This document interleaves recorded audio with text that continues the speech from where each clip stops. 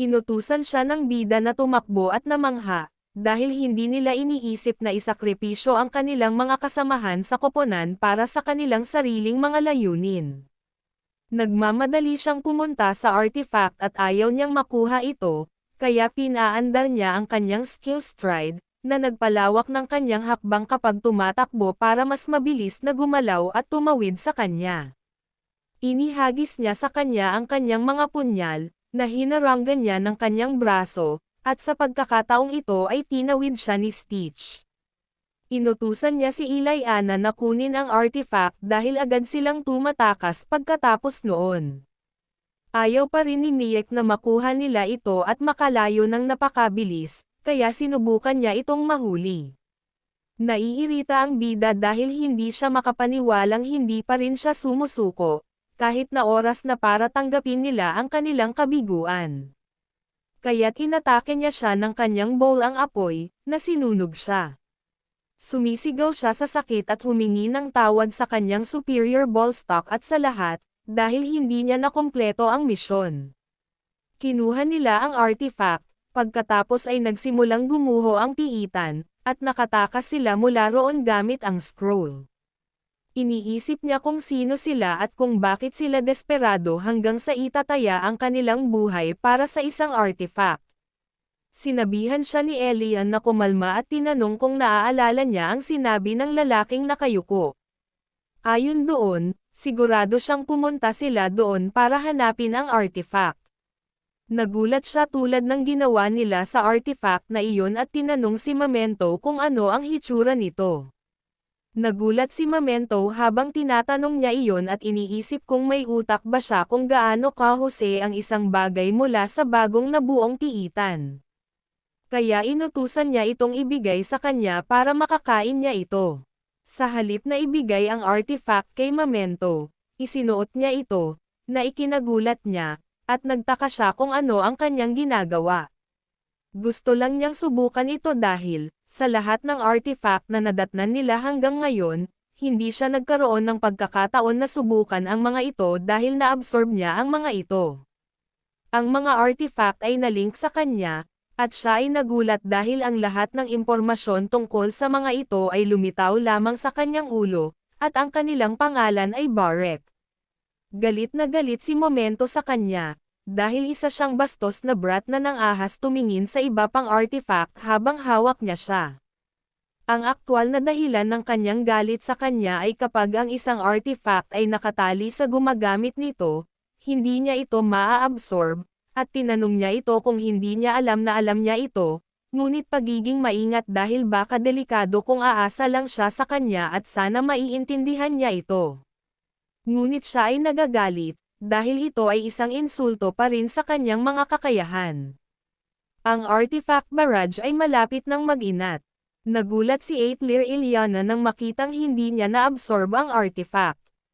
Sa pagkakataong ito, pinatunayan niya na gusto niyang subukang gamitin ito. Kaya't pinulot niya ang bato sa lupa, gumamit ng engkanto, at namangha. Tinanong siya ni Ilayana kung enchantment ba iyon. At iginiit niya na akala niya ay sayang ang pag-absorb nito. Iniisip niya kung may alam ba siya tungkol sa kasanayang ito. Ipinaliwanag niya na pansamantalang pinupuno nito ang isang bagay ng mahiwagang enerhiya.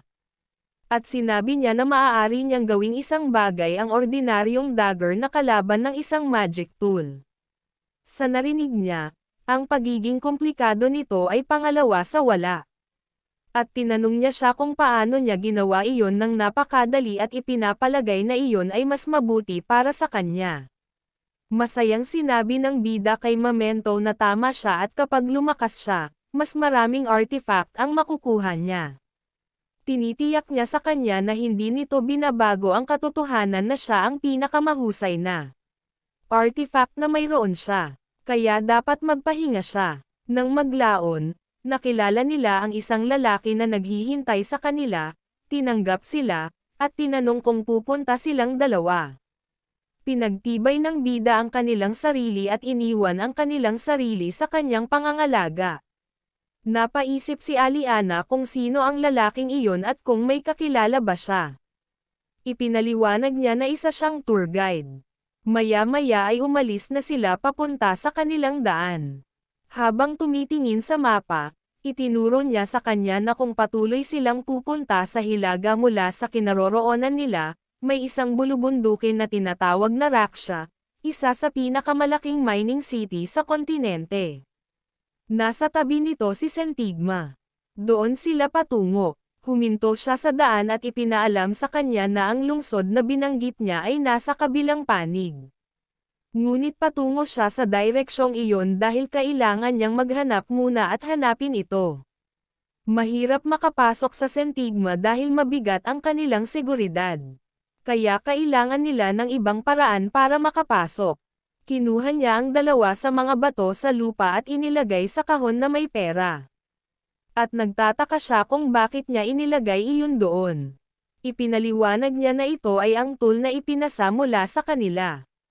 Bumalik sila sa kanilang tour guide, na nagpaalam sa kanila na malas sila dahil kakaunti ang mga taong pumapasok ngayon. At ang pagpasok sa rutang ito ay magiging mas mahirap. Binuksan niya ang kanyang cart at inutusan silang pumasok. Ngunit napakaliit nito para magkasya sila. Gusto ng lalaki na huwag nilang isipin iyon ng ganoon, dahil itinuturing itong medyo maluwang. Namangha si Iliana nang makita iyon at maging ganito. Ipinapalagay niya na ang mga taong iyon ay may kaakit-akit na kultura. Gusto ng lalaki ng mas maraming kagamitan, kaya hindi siya nakaimik dahil sapat na siya sa mga iyon. Hindi nagtagal ay pumunta sila, at pinigilan sila ng mga gwardya at tinanong kung anong uri ng mga bagay ang kanilang dinadala. Sa karwahe, ipinakita sa kanya ng lalaki ang listahan ng mga bagay na dinadala niya, kasama ang D-rank mining dynamite at mga kagamitan. Pinayagan sila ng mga gwardya na pumasok sa loob matapos punan ang mga papeles. Pagkarating nila doon, sinabihan sila ng lalaki na lumabas dahil nandoon sila. Natuwa si Iliana na nangyari ito, ngunit gusto niyang makaalis kaagad doon. Sinabi sa kanila ng lalaki na ang lugar na ito ay Sentigma dahil dumaan sila sa lihim na ruta at dapat magtungo muna sa bar. Pumunta sila sa bar, kung saan namangha ang bar attendant na si Balthazar nang makita siya, dahil siya ang Rumornsteck na narinig niya mula kay Dalton. Nagpakilala siya at inalok siya ng welcome drink. Kadalasan ay tatanggapin niya sana siya, ngunit dumating siya sa pinakamasamang oras. Nagtaka sila kung ano ang ibig niyang sabihin sa pinakamasamang oras. Ipinaliwanag ni Balthazar na mas maraming insidente ng halimaw sa paligid ng mga minahan nitong mga nakaraang araw.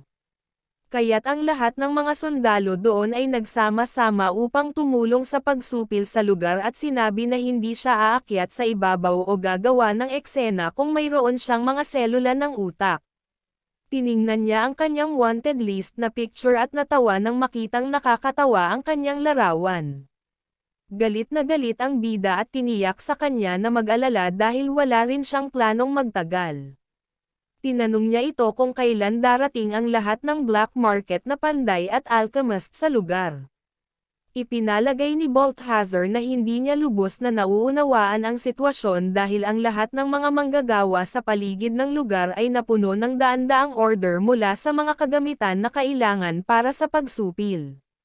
May sino mang tutuperin ang kanyang utos kapag may kinalaman ang militar. Galit na nagtanong sa kanya ang bida kung ano ang maaari niyang makuha sa kasalukuyan. Iniisip niya kung ano ang ibinebenta ng lahat sa paligid nila. Kaya't binigkas ni Balthazar na nangikil siya ng mga dinamita at kagamitan sa pagmimina. Tinanong niya kung ano ang mas gusto ng panday, paggawa ng mga custom na kagamitan kaysa sa murang mass-produce na kagamitang militar. Ngunit sa mga panahong tulad nito, gagawin nila ang dapat nilang gawin at ginagawa ang iniutos sa kanila. Nakukuha ng pangunahing tauhan ang sitwasyon ngunit iniisip kung maaari siyang magbigay ng higit sa sapat na pera. May maipakilala ba siya sa kanya? Nagulat si Balthazar sa kanyang pagmamatigas at nangakong magtatanong sa paligid, ngunit ayaw niyang umasa siya. Ipinapalagay niya na ang isang taong sumusubok na samantalahin ang sitwasyon ay maaaring humingi ng isang walang katotohanan na halaga ng pera. Makalipas ang ilang araw, malungkot niyang ipinatong ang ulo sa mesa at bumubulong na may pera siya, ngunit walang kumuha. Siya ay umiiyak tungkol sa kung ano ang mangyayari sa kanyang pakikipagsapalaran at kanyang paghihiganti, dahil wala pa ring balita tungkol sa sino mang alchemist. Lumabas si Ilyana na suot ang kanyang damit at natutuwa na ang mga damit na ito ay tila bagay sa kanya. Kahit nakakainis ang mga damit ng tao, nagpasalamat siya para dito. Dumating si Baltazar at sa wakas ay ibinigay sa kanya ang magandang balita. Bagamat sila ay nalubog, 2 tao ang nagboluntaryong tulungan siya. Inutusan niya itong bilhan sila ng maiinom mamaya. Ipinagpalagay ng mga bida na maaaring sila ay isang panday at isang alchemist sa kanya. Tinanong ng dwarf kung ito ang unang pagkakataon na nakakita siya ng dwarf, at nagmura siya gaya ng iniisip ng lahat ng tao. Ang mga dwarf ay mga panday, kaya sila ay racist. Binati niya ito at nagpakilalang alchemist si Casper at ang katabi niyang babae ay isang panday na si Letty. Nagpakilala ang bida at binati siya, at alam niya ito at sana ay narinig na niya ang tungkol dito, na hindi maganda ang sitwasyon doon. Ang lahat ay napuno ng mga utos, at ang mga sundalo ay hindi gumagawa ng anumang pabor para sa black market. Ngunit kailangang alagaan ng isang tao ang mga negosyong tulad nito upang mapanatiling buhay ang merkado, at kung tatanungin nila siya kung ano ang kailangan niya, magpapasya sila kung ano ang gagawin pagkatapos. Pumayag siya, kinuha ang kanyang espada, at hiniling na tingnan niya ang espada na espesyal na ginawa ng kanyang kaibigan para sa kanya. Natigilan sila nang malaman na isa pala itong espada, dahil wala pa silang nakikitang ganoon noon, at hindi ito isang bagay na maaari niyang pag-usapan. Mamaya, naisipan niyang kumuha ng halimaw na balat at naalala niya ang pagkamangha ni Letty matapos makita ang kanyang espada. Hindi niya alam na posible para sa kagamitan na magkaroon ng ganito katagal habang gumagamit ng mga masalimuot na piraso. Ang paggamit ng pampasabog upang madagdagan ang epekto ay hindi isang bagay na maaaring pinangarap ng isang bagitong panday. Gayunpaman, sa gas recipe na ipinakita niya sa alchemist, hindi siya magkakaroon ng madaling pagkakataon na makuha ito kahit saan siya pumunta. Nais niyang bigyan siya ng rekomendasyon na palitan ng pulbura ang gas sa silindro. Kung ikukumpara sa orihinal na recipe ng gas, magkakaroon ito ng mas maraming firepower, mas madaling makuha, at mas magaan dalhin, ngunit gayunpaman, ang presyo ay magiging mataas. Okay naman siya sa presyo, at inabot ko sa kanya ang pera. Tiniyak nila sa kanya na gagamitin nila ito ng husto, kaya hindi siya dapat mag-alala. Hiniling din niya na bigyan siya ng ilang kagamitan sa pagtatanggol, mas mabuti na gawa sa katad. Gayunpaman, mahirap para sa kanila na gawin ang katad na kagamitan sa panahong tulad nito.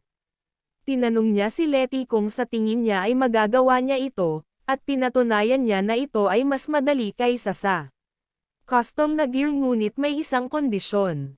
Nais niyang siya mismo ang magbigay ng katad, at kung magagawa niya iyon, handa siyang gawin ang lahat sa kanyang makakaya upang gawin ang anumang kailangan niya. Nagtaka ang bida kung saan siya makakahanap ng leather kapag napapaligiran ng mga minahan.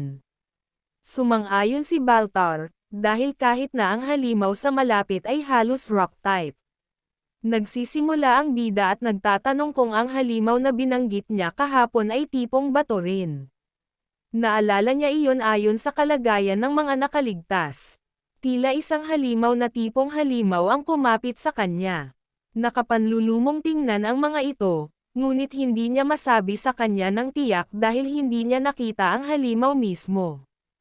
Iniisip niya sundan ang halimaw na mag-isa, dahil baka hindi ito isang halimaw na may balat. Salamat po sa panonood.